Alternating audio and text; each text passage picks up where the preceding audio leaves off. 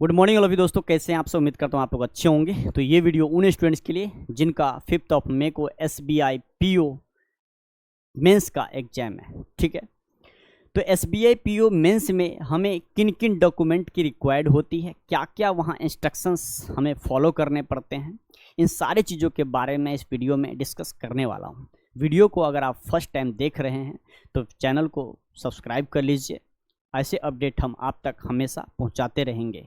तो चलिए बात करते हैं। 5 मई को आप लोगों का मेंस का पेपर है। तो पहले तो प्रीलिम्स क्वालिफाई होने के लिए कांग्रेचुलेशन आप सभी को जो आप मेंस में गए हैं। और जिन स्टूडेंट्स को पता है अच्छी बात है, जिन स्टूडेंट्स को पता नहीं है उनके लिए भी मैं आज बता दे रहा हूँ। यूज ऑफ स्टेशनरी, हमारे 3 पॉइंट्स को ध्यान में रखना है। जब आप एग्ज़ाम हॉल में जाएं तो सबसे पहले, उससे पहले नहीं 2 दिन पहले एग्ज़ाम 5 मई को है, तो आप 3 या 4 मई को ही अपने प्रीलिम्स के जो एडमिट कार्ड होंगे आपके पास, यानी वेरीफाई एडमिट कार्ड चाहिए। वो ब्लैंक एडमिट कार्ड नहीं जो आपने डाउनलोड किया था प्रीलिम्स टाइम पे, वो एडमिट कार्ड नहीं। जब आप प्रीलिम्स देने गए थे और वहाँ पे इन्विजिलेटर का साइन की होगा, वहाँ पर मुहर लगा होगा, आपके फ़ोटो आईडी पे सिग्नेचर होगा, प्रीलिम्स कार्ड जो क्या कहते हैं प्रिंट होगा उस पर आपका सिग्नेचर होगा, इन्विजिलेटर का सिग्नेचर होगा, मुहर लगा होगा, यानी उस पर लिखा होगा वेरीफाइड। ठीक है, वो वेरीफाइड प्रीलिम्स एडमिट कार्ड आपको लेकर के जाना है। साथ में मेंस का एडमिट कार्ड जो आपने डाउनलोड किया है अभी, वो भी लेकर जाना है साथ में। ऐसा नहीं है कि सिर्फ हम मेंस का ही एडमिट कार्ड लेकर के जाएंगे, क्योंकि यहाँ पर मैं पिछले कई सालों से सेंटर पे जाता हूँ तो मुझे यही चीज़ देखने को वहाँ पर मिलता है।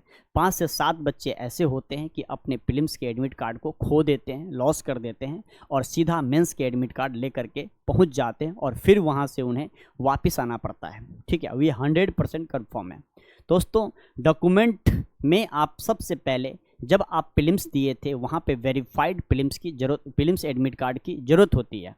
ठीक है, उस वेरीफाइड प्रीलिम्स एडमिट कार्ड को आपको लेना है, जिस पर इन्विजिलेटर का साइन होता है, आपका सिग्नेचर होता है, डिक्लेरेशन सिग्नेचर होता है, इसके बाद मुहर लगता है, फिर आपके फ़ोटो और जहाँ पे आप फ़ोटो चिपकाते हैं वहाँ पे आपका स्टाम्प लगता है, फिर उस पर वेरीफाइड का एक मुहर लगता है। इन सारी चीज़ों प्रीलिम्स के एडमिट कार्ड पर देखने को मिलेगा। वो वाला प्रीलिम्स एडमिट कार्ड आपको लेके जाना है। सपोज अगर वो वाला एडमिट कार्ड लॉस हो गया है, कहीं पानी में गल गया, कहीं खो दिया आपने या नहीं मिल रहा है, तब आपको क्या करना है? तब आप क्या करेंगे, जिस पुलिस स्टेशन में आप आते हैं उस थाने से जाके FIR करवाना है।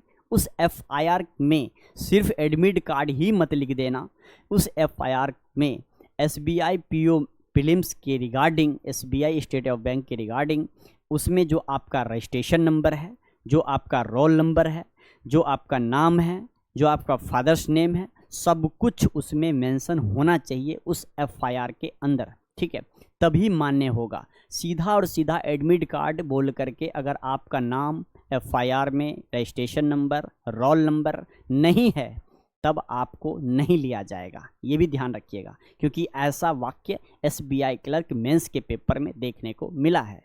तो इसीलिए मैंने सोचा कि आप तक मैं इन चीज़ों को पहुंचा दूं। ठीक है, तो एक तो ये हो गया। अब दूसरी बात, सर अंदर हम ले क्या जाएंगे? आप स्टेशनरी में आपको देख रहे हो, यूज़ ऑफ स्टेशनरी आपको क्या क्या, पेंसिल यूज़ करना है अपने साथ, बॉल पॉइंट पेन जो ट्रांसपेरेंट होता है, यानी कि जैसे ये पेन है हमारा, इस पार से उस पार देख जाए, जैसे पानी का बोतल इस साइड से उस साइड हम देख लेते हैं, वैसे पेन होना चाहिए, उसको हम ट्रांसपेरेंट पेन बोलते हैं। ठीक है, ब्लू इंक स्टाम्प पैड भी बोल रहा अपने साथ लाने के लिए, तो ब्लू स्टाम्प पैड जिस पे मुहर लगाते हो, ये थंब लगाते हो, वो भी आपको साथ लेके जाना होगा।